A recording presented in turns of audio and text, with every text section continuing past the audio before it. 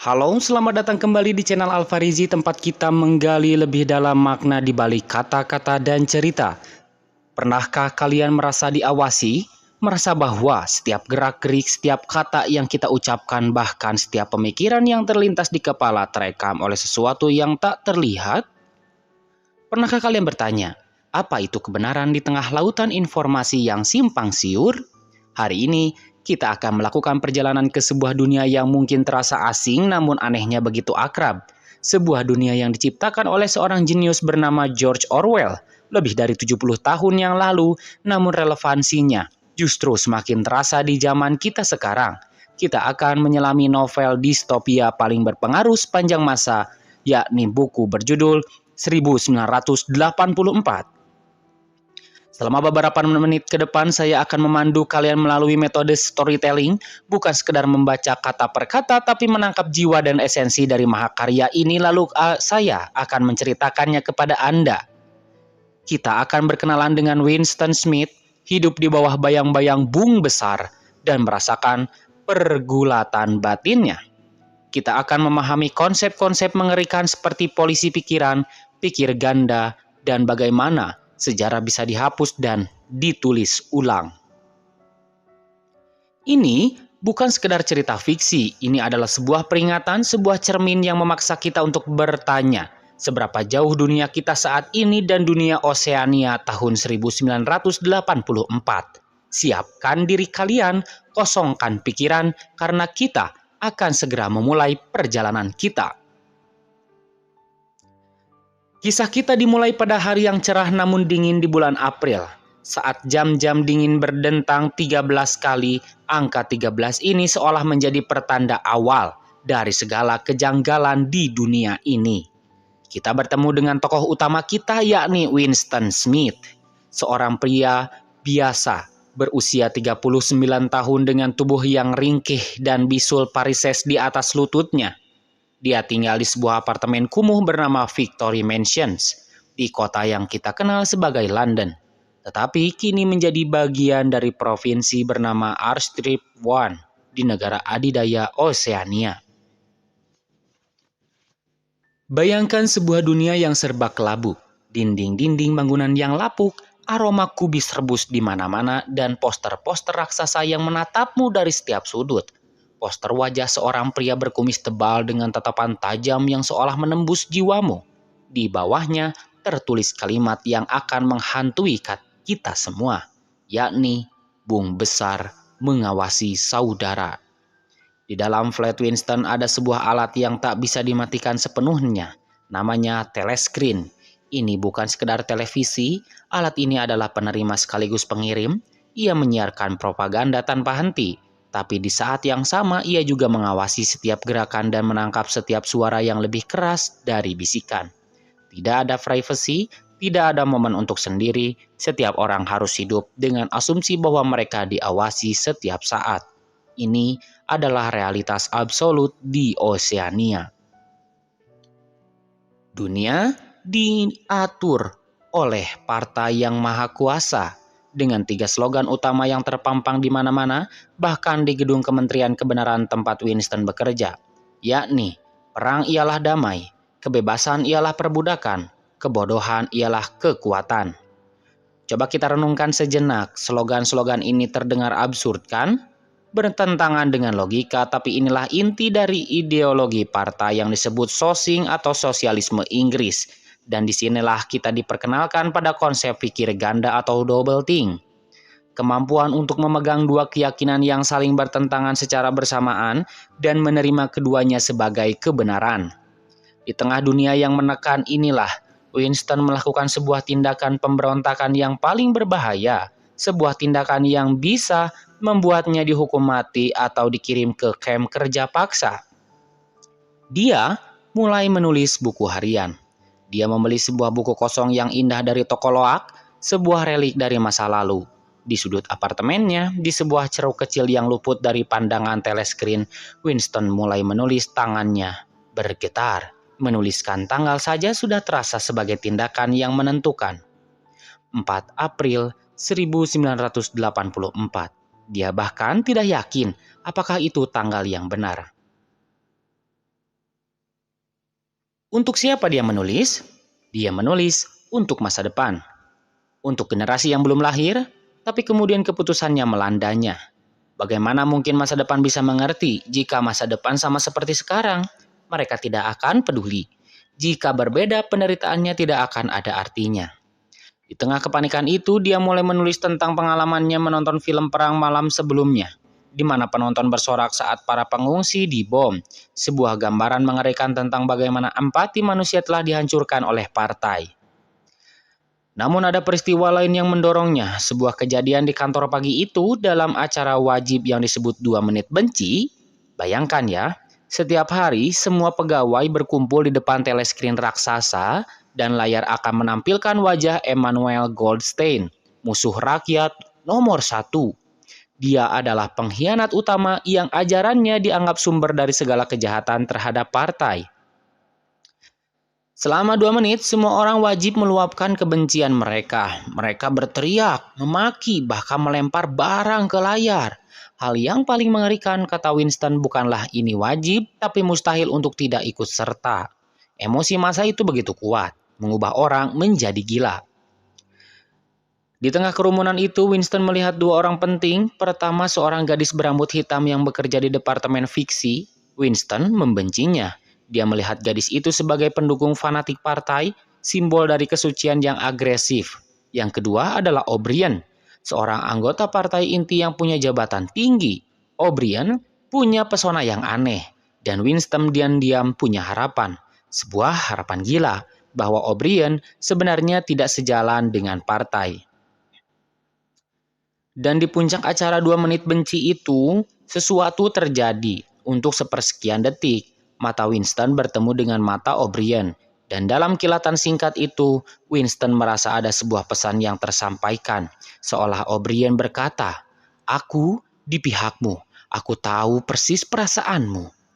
Hanya sekejap, lalu lenyap, tapi harapan itu tertanam dalam jiwa. Kembali ke buku hariannya dengan ingatan akan momen itu, Winston menulis dengan panik di bawah tanggal yang tadi sudah dibuat. Lagi dan lagi memenuhi setengah halaman. Gulingkan bum besar, gulingkan bum besar.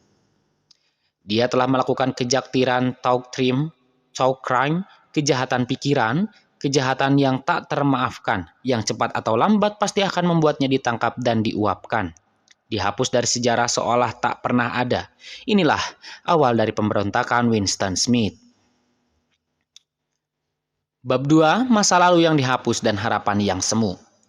Setelah melakukan dosa terbesarnya, Winston hidup dalam ketakutan yang konstan. Setiap ketakutan di pintu bisa berakhir-akhir baginya. Seperti saat tetangganya, Nyonya Parsons, yang tampak lelah meminta tolong untuk memperbaiki wastafel yang tersumbat. Di apartemen keluarga Parsons, Winston disambut oleh pemandangan yang mengerikan namun normal di Oceania. 2 anak kecil, laki-laki dan perempuan, anggota organisasi mata-mata. Mereka bermain sebagai polisi pikiran, menodongkan pistol mainan ke arah Winston dan meneriakinya. "Pengkhianat, penjahat pikiran." Ini bukan permainan anak-anak biasa. Ada kekejaman nyata di mata mereka. Orwell menunjukkan kepada kita bagaimana partai menghancurkan unit keluarga, mengubah anak-anak menjadi informan yang siap melaporkan orang tua mereka sendiri.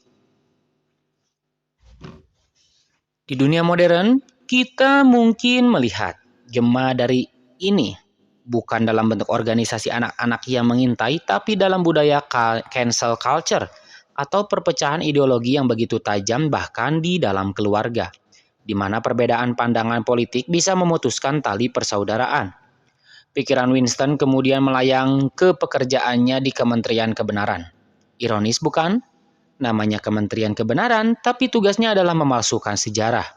Winston bekerja di Departemen Catatan, tugasnya adalah membetulkan arsip-arsip lama, artikel koran, foto buku, agar sesuai dengan kebenaran partai saat ini. Misalnya, jika Bung Besar pernah memprediksi sesuatu dan ramalannya salah, Winston akan menulis ulang pidato itu seolah-olah Bung Besar telah meramalkannya dengan benar.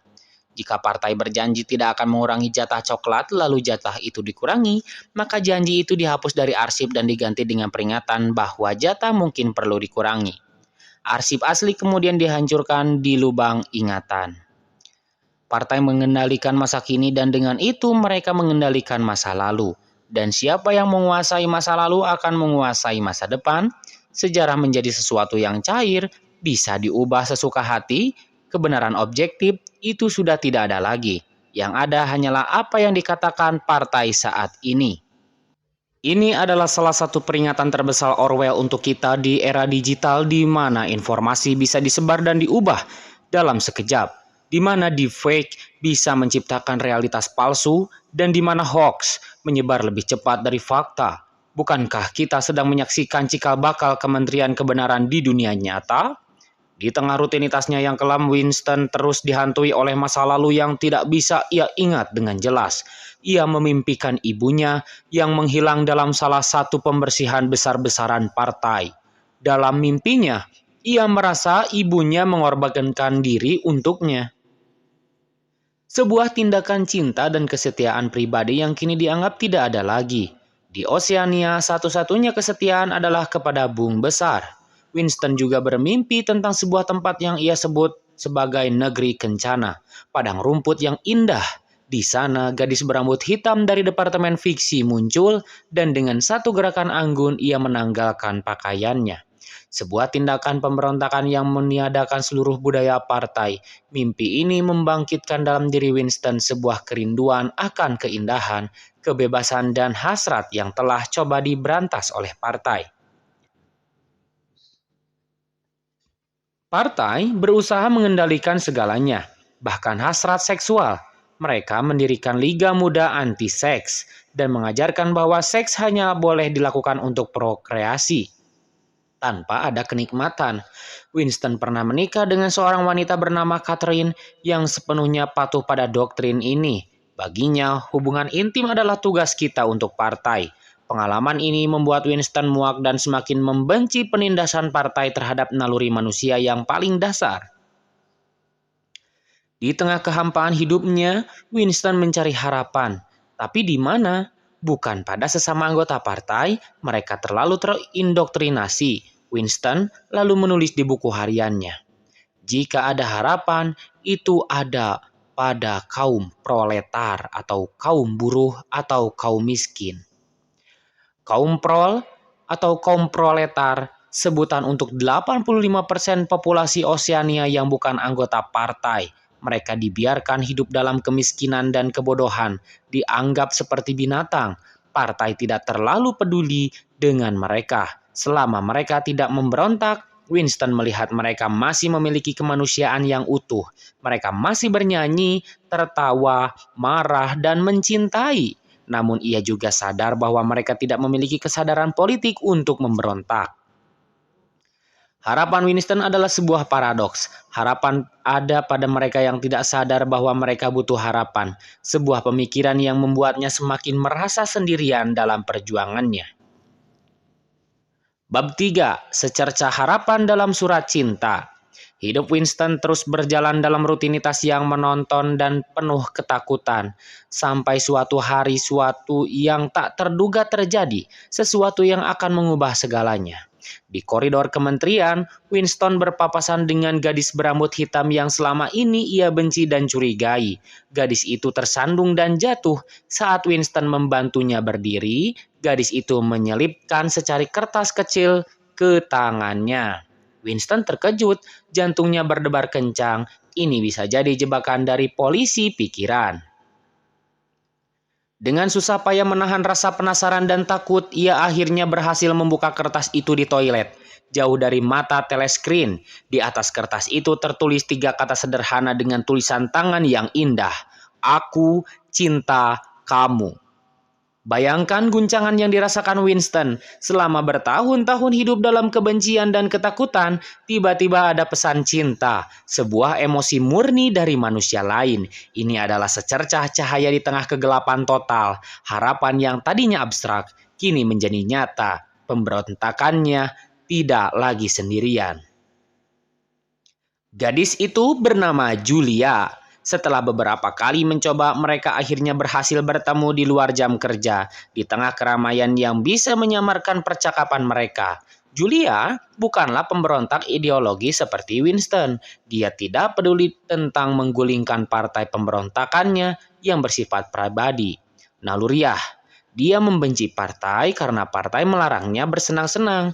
Dia tidur dengan banyak anggota partai sebagai bentuk pemberontakannya yang sunyi. Mereka mulai hubungan mereka memulai hubungan rahasia yang sangat berbahaya. Pertemuan mereka yang pertama adalah di sebuah hutan, jauh dari teleskrin, menjadi momen di mana mereka bisa menjadi manusia seutuhnya. Bagi Winston, ini bukan hanya tentang firasat fisik, ini adalah sebuah tindakan politik. Setiap sentuhan, setiap ciuman adalah pukulan telak bagi partai. Itu adalah pertempuran yang mereka menangkan. Mereka menemukan tempat persembunyian, sebuah kamar di lantai atas toko barang loak milik Tuan Carrington. Tempat Winston dulu membeli buku hariannya. Kamar itu terasa seperti surga, penuh dengan barang-barang kuno dari masa lalu dan yang terpenting tidak ada teleskrin. Di sana mereka bisa berbicara bebas, bercinta, minum kopi asli dan merasakan hidup seperti manusia normal sebelum era partai.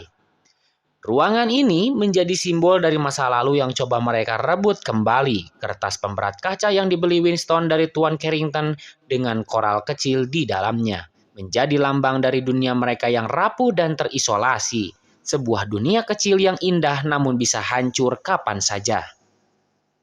Di tengah kebahagiaan semu ini, obsesi Winston terhadap pemberontakan yang lebih besar tidak pernah padam. Ia masih memikirkan O'Brien.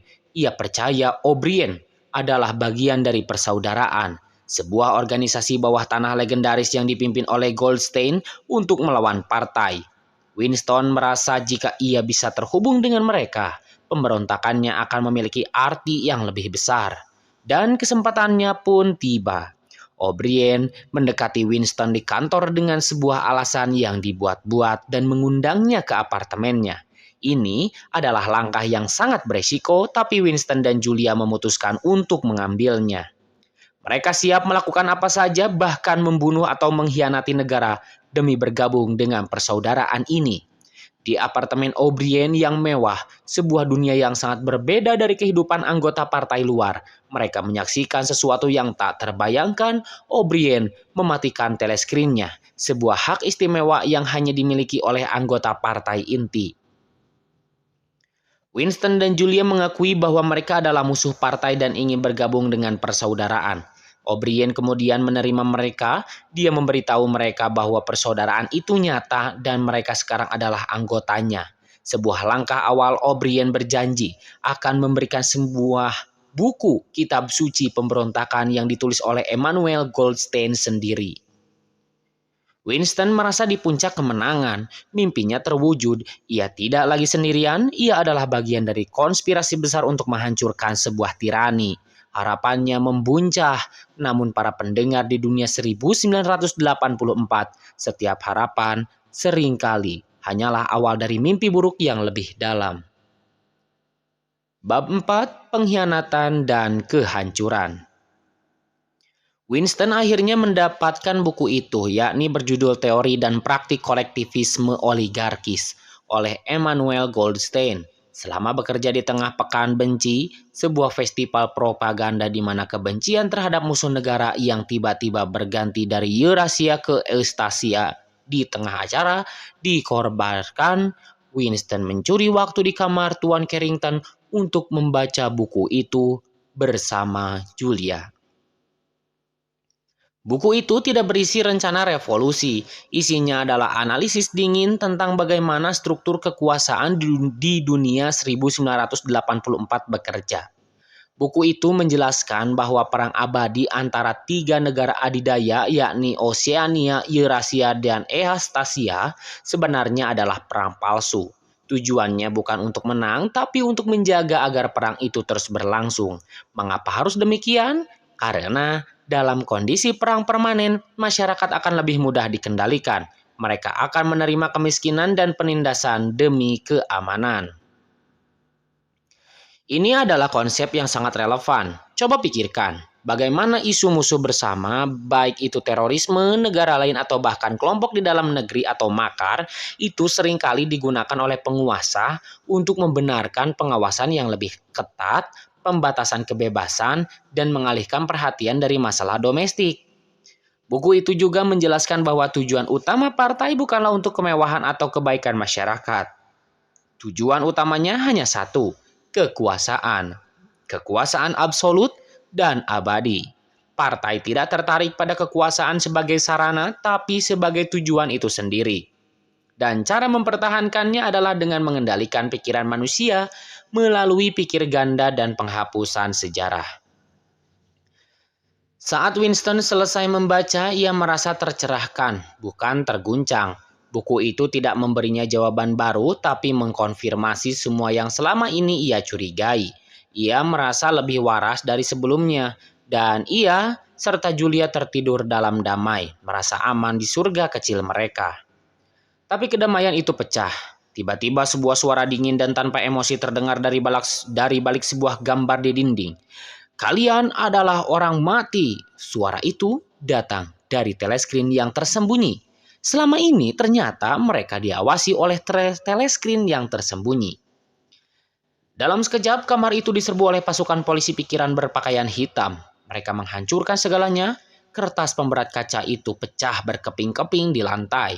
Simbol dunia rapuh mereka menjadi hancur. Wajah Tuan Carrington yang ramah berubah. Ia ternyata adalah agen polisi pikiran. Winston dan Julia diseret pergi. Dipisahkan secara brutal, dunia mimpi mereka telah berakhir.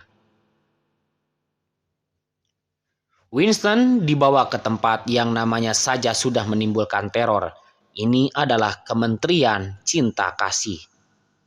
Tempat tanpa jendela, di mana cahaya selalu menyala terang dan tidak ada konsep siang atau malam. Disinilah para penjahat pikiran dibawa untuk disembuhkan. Di dalam sel yang dingin, ia bertemu dengan banyak tahanan termasuk tetangganya Parsons. Winston terkejut melihatnya dia ada di sana. Apa kejahatan Parsons, seorang pendukung partai yang begitu fanatik? Ternyata ia dilaporkan oleh putrinya sendiri karena bergumam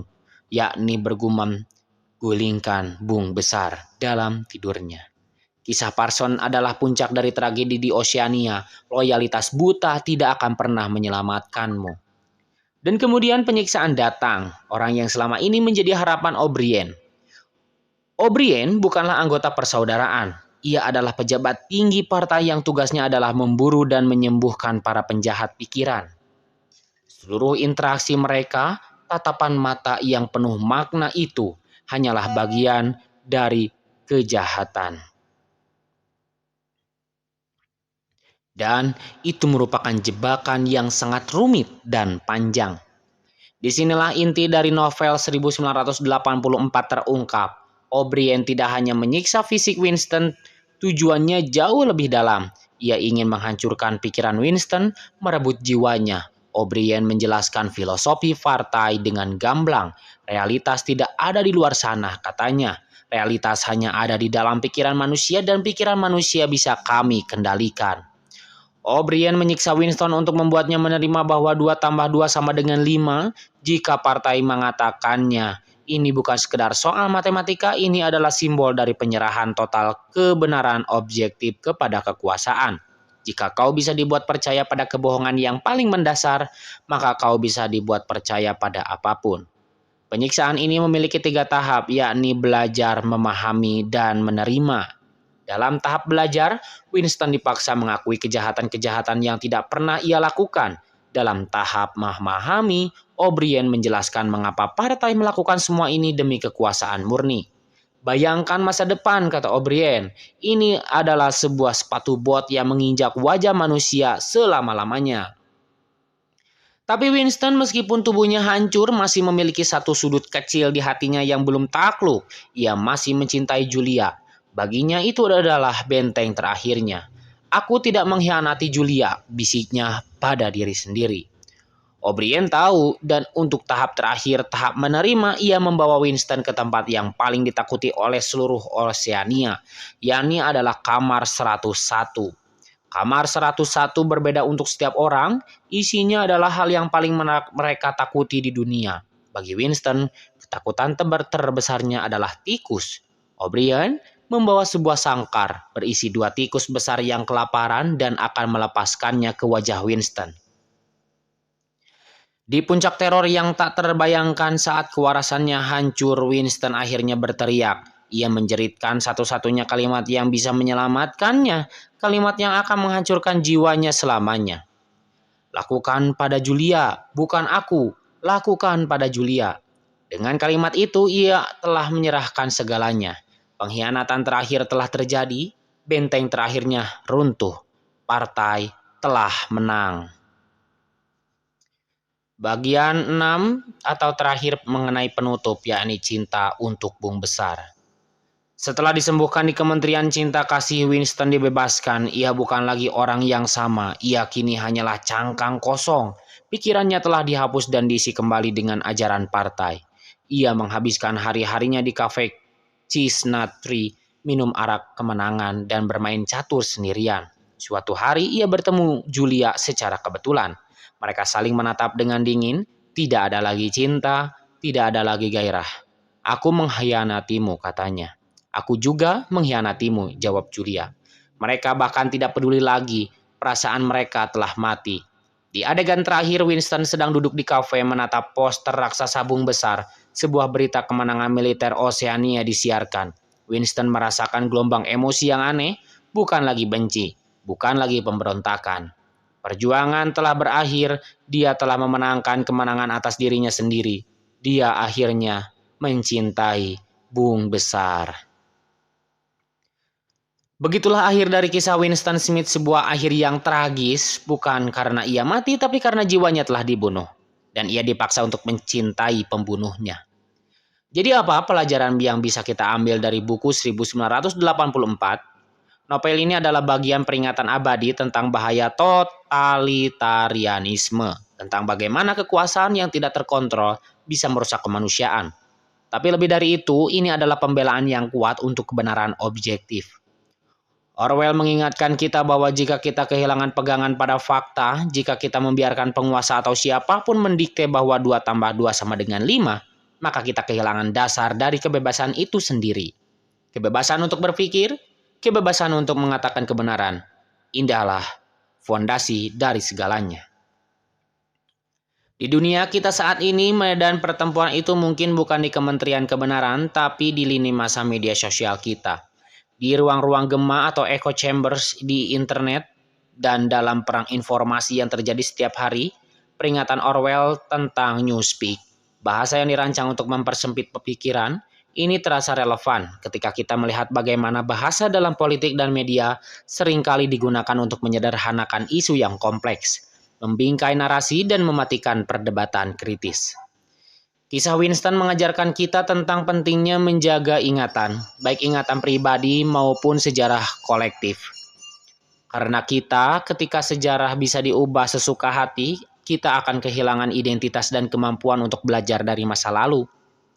Dan yang terakhir, 1984 adalah tentang kekuatan cinta dan hubungan antar manusia sebagai bentuk pemberontakan. Meskipun Winston dan Julia pada akhirnya gagal, hubungan mereka adalah bukti bahwa mereka, bahkan di bawah penindasan yang paling brutal sekalipun, hasrat manusia untuk terhubung, untuk merasakan cinta dan keintiman, akan selalu mencari jalan untuk melawan.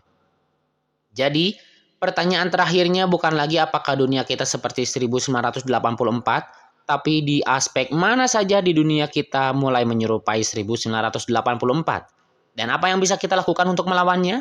Jawabannya mungkin dimulai dengan hal-hal kecil, dengan berani mencari kebenaran, dengan berpikir kritis, dengan menjaga dialog yang sehat meskipun berbeda pendapat, dan dengan tidak pernah meremehkan kekuatan sebuah pemikiran yang bebas. Terima kasih telah menemani saya dalam perjalanan panjang ke dunia Oceania di channel Alfarizi. Apa pendapat kalian tentang 1984? Apakah ada bagian dari cerita ini yang paling membekas di benak kalian? Tuliskan pemikiran kalian di kolom komentar di bawah ya.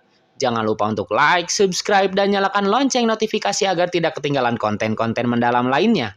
Sampai jumpa di perjalanan literasi berikutnya. Terima kasih.